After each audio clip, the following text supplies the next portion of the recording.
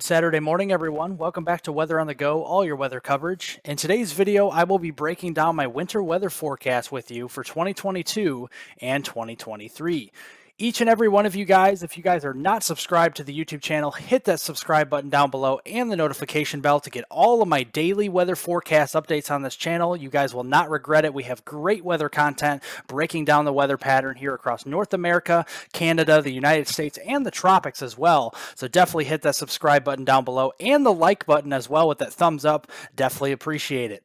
Looking here currently at the index, we actually have something to look at with La Nina. So looking at this index here, how you look at this is you see the zero values, that is ENSO neutral. The positive values is El Nino, and negative values are La Nina. So as you see, we are actually in a negative value. So that is a La Nina. And once we get down towards about -1 here on the index, that is actually a moderate La Nina. And that is what we are in right now. We're actually at a -1.046. And really over the last couple of weeks, dating back all the way to late October and early November, yes, we've been really steady around that moderate La Nina status, and that does look to continue into the next couple of weeks. And the reason for that is because we see a lot of these cooler temperatures along the equator or the equatorial Pacific just to the west of South America, and this is a classic La Nina where we have the cooler waters along the equator, and you have those warmer waters near Hawaii and just to the north across the North Pacific. So very classic pattern here, and that is called a La Nina. So looking here at the consolidation of all the climate forecasting system models here, and you definitely see this here. We have several models down below. Again, this is tracking the strength of the, the ENSO. So we're looking here at La Nina, neutral conditions, and even an El Nino here potentially as we get towards next year. A lot of these models are showing a moderate La Nina sticking around through the next couple of months, really through the heart of winter, and then starting to move a little bit closer toward ENSO neutral conditions as we get towards early spring of 2023, and possibly even flipping to an El Nino, a weak El Nino, by the time we get towards next summer. But right now we're keeping an eye on that La Nina, and that is going to be driving our winter weather pattern here this year for 2022 and 2023. So let's break this down for you guys. We have the colder air usually with the La Nina across portions of western and central Canada. Usually we have a polar jet stream that brings that colder air southward toward the lower 48, especially across the northern plains, the upper Midwest, and the Great Lakes. And every once in a while we have sometimes these jet streams that kind of what we call phase across the center of the country here, where you have the polar jet stream from the northwest, you have the Pacific jet stream or the subtropical jet from the west here, and these meet together somewhere in the middle of the country, and every once in a while you could have some bigger snowstorms and snow events across the Ohio Valley, the Mid-Atlantic, and the Northeast, and that's what a classic La Nina setup would be. And then again, you have the drier weather across the southern United States from Texas back through the Four Corners and even towards Florida. That's because, again, a lot of the storm track with these systems phasing sometimes in the middle of the country takes a little bit farther north of these areas, leaving a lot of these areas high and dry across the southern United States. And again, you see the wet conditions across the Pacific Northwest. That is because we have these clipper type systems from the north and west, and that subtropical jet or the Pacific jet stream from the west feeding in some of that moisture across those areas. Furthermore, we're going to look at the polar vortex, because this is important of driving our winter weather forecast pattern here this season especially. So usually with a polar vortex here, it's a strengthening polar vortex. You have kind of all that cold air locked up to the north, but every once in a while the jet stream wants to play some tricks on us and actually make kind of a wavy pattern, and we have a positive PNA across the southwestern United States. Usually we start to see some colder air funnel its way southward toward the Great Lakes, the Ohio Valley, and the Northeast, and much of eastern Canada, and the polar vortex starts to break off here. We've already had one event like that this year. That's a polar vortex stretching event that's ongoing as we speak, and that is bringing all of our colder temperatures for the middle of November now. Again, that is something we're going to keep an eye on. But looking here furthermore at the polar vortex and how it works, a strong polar vortex here where we have the stronger winds around the polar vortex around the Arctic, you don't have a lot of that cold air moving southward because the polar vortex is so strong up to the north. But with a weak polar vortex here, it starts to expand and stretch. And sometimes we get these what we call polar vortex disruption events, or even stratospheric warming events. And those are the most severe to bringing the colder air all the way farther south, and sometimes rarely down toward the Gulf of Mexico. So that would be something to watch as well as we head towards late this winter, especially towards, I think, January and February. So let's look first here at December of 2022, next month, because I think this is very important in setting up our winter weather across these areas as we go through the middle and end of winter. So looking at the first month here of winter on December 2022, you see the cooler anomaly showing up here on this model across much of Canada, and it's starting to move closer toward the upper Great Lakes and much of the Northeast. Again, this is a classic La Nina pattern where we have that stronger polar vortex in December bottling that colder air up to the north. Sure, we could have some cold fronts dropping south and bringing some colder air across the upper Midwest and the northeastern United States in December, but I think this is a classic setup where we have the warmer conditions, possibly even the drier conditions across the southern United States, and then you have some of these clipper type systems with the colder air up to the north here in December. Let's look at the polar vortex in December, because again, this is interesting here. We have that positive PNAs trying to show up across the southwestern United States in December, not clearly defined though, but again, we have the colder temperatures across mainly Canada, but sometimes sneaking into the upper Great Lakes and the Northeast in December and bringing some of those clipper type systems through as well. And you can see here that this model is showing here some drier than normal conditions across the southern and southeastern United States. That is because this model is pointing towards a more active polar jet stream, and that subtropical jet really kind of turned off for much of December. So that's why we have some areas across portions of southeastern Canada, the Pacific Northwest. We could be seeing some rain showers, some snowstorms from time to time. And I think December will be classic for mainly clipper type systems across the northern United States.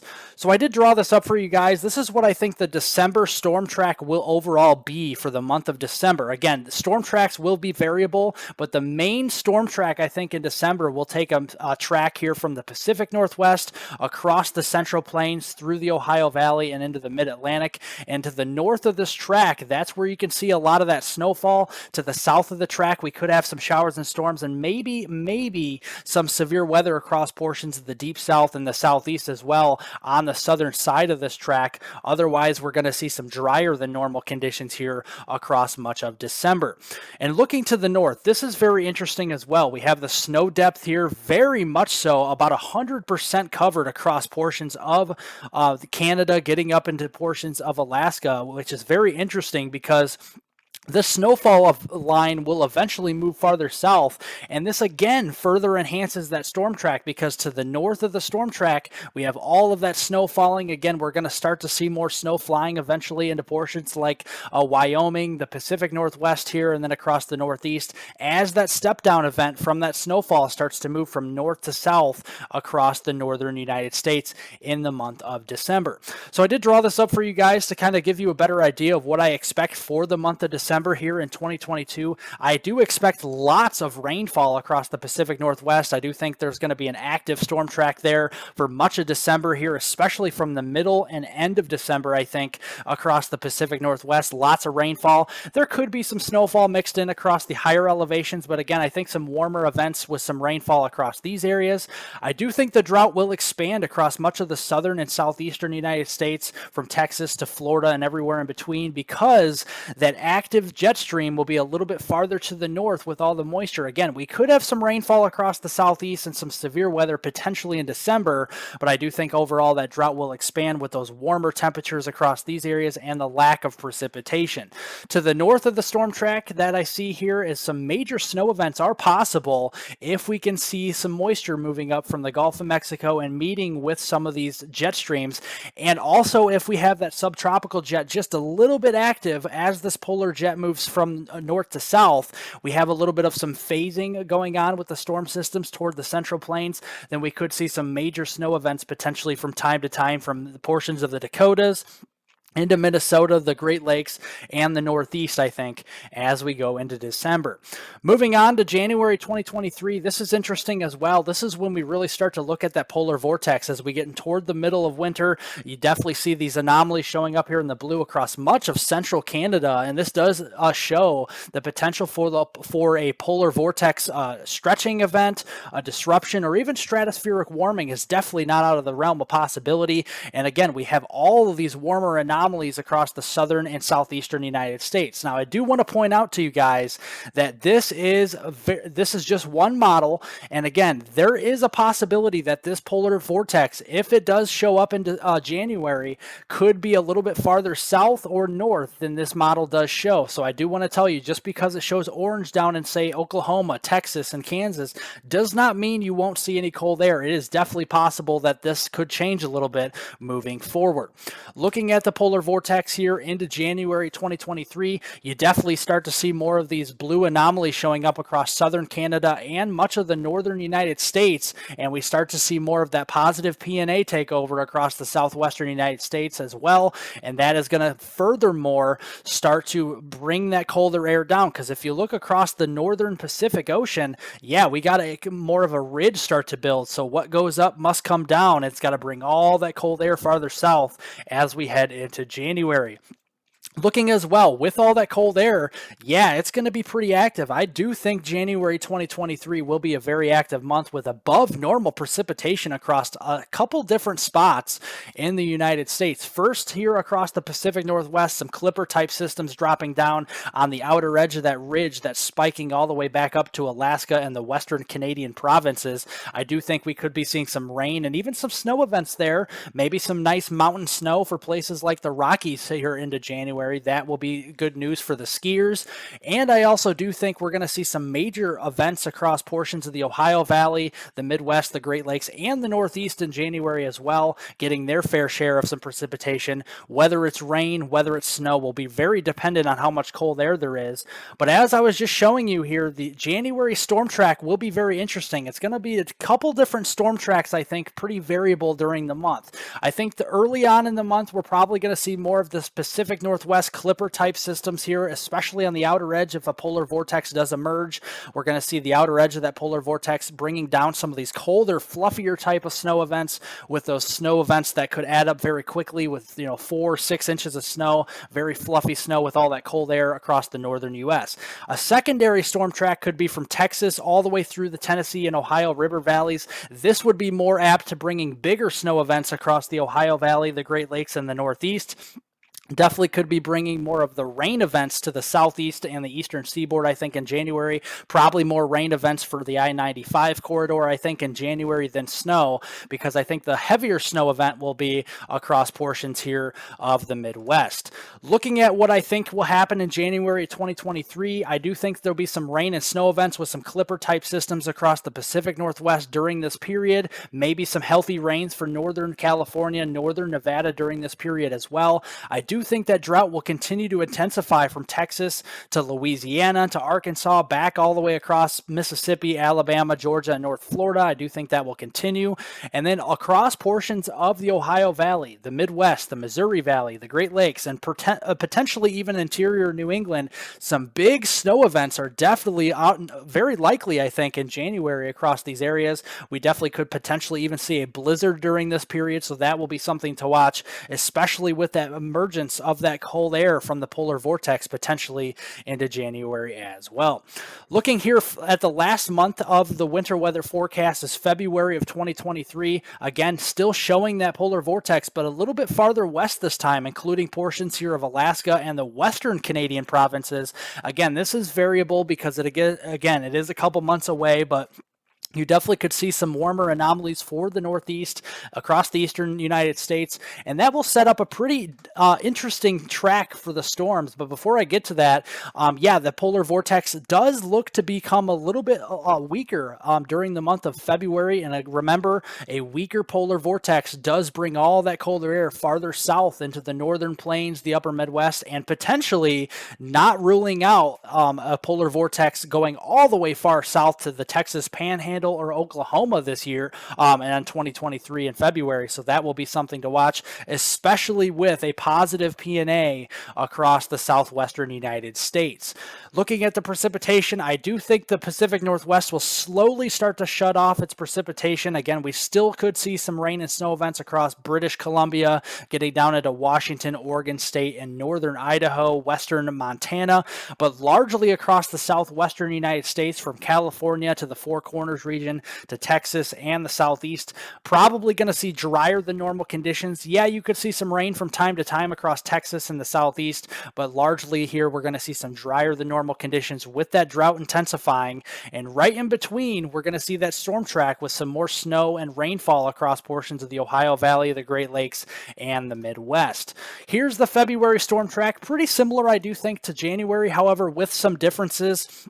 I do think we're still going to see some clipper type systems across the northern United States, bringing these nickel and dime type snow events, you know, those 1 to 3 and 2 to 4 inch type snow events across portions of the Dakotas, Montana, Wyoming, across the Midwest as well, into Wisconsin, Iowa, northern portions of Illinois. But then a secondary storm track could be a little bit farther south than the January storm track in February. This would open the gates to potentially a stronger nor'easter that could bring some healthy snowfall across eventually maybe the I-95 corridor across places like Pennsylvania, New York State, and the Ohio Valley. Maybe some ice events getting down closer towards the Gulf Coast as we get towards February, and probably more of all rain again for Florida. Could see some snow flurries in northwest Florida Panhandle in February, depending on how far south that track of that polar vortex does go. So overall, February 2023, I do think there'll be some snow events across the northern and northwestern U.S. Again, those nickel and dime type clipper events with those 1 to 3, 2 to 4 inch snow events, nothing too major. I do think drought will intensify across much of the Four Corners into the Texas here, and then the portions there of Nevada and California as well. And huge snowstorms are definitely possible in February, I think, across the Ohio Valley, the Northeast, and the Great Lakes, and even the Mid-Atlantic. So definitely want to watch out for that as we get into February. But taking all 3 months as a whole, from December, January, and February all together, it will be warmer across the central and eastern United States, cooler across portions of the Pacific Northwest and western portions of Canada, taking the months averaging those temperatures out over those 3 month period. And looking at that period as well, very active across the Pacific Northwest, near normal with precipitation with regards with rain and snow overall across much of the northern United States, and then again drier across the southern United States when you average those 3 months out. So here's my winter weather forecast all together from December of 2022 through February 2023. It will be cold and snowy across the Pacific Northwest, the northern Intermountain West here. Again, those nickel and dime type snow events I do think will be a lot more frequent into January and February on the outer edge of that polar vortex as it moves southward. Warm and dry across the southwestern United States for California, Nevada, Utah, getting into the Four Corners region in Arizona, places like Phoenix, Los Angeles, the Las Vegas area. Pretty warm and dry. The drought will be expanding. Mild and dry across the southern United States from New Mexico to Texas, all the way over towards Florida and the Gulf Coast. There will be some rain from time to time, but pretty mild and dry winter, I think, for you guys. In between here, we actually have cold and icy conditions from time to time, kind of a mixed bag of precipitation with sleet, freezing rain, snow, and just regular old rain. And there could even be some severe weather events in between here as well. So that will be something to watch. And then farther to the north across the Great Lakes, the upper Midwest, and the Northeast, that polar vortex will be making an appearance, I do think, and very snowy across these areas with some bigger snow events definitely likely, I think, especially in January and February across those areas. If you guys like my video, thank you guys so much for watching. If you guys like my video, give me a thumbs up down below. Leave any comments, questions, concerns below. I'll get to those later on today. And subscribe to the YouTube channel, guys. Thank you guys so much for watching. Have a great day, and I'll see you all in the next video.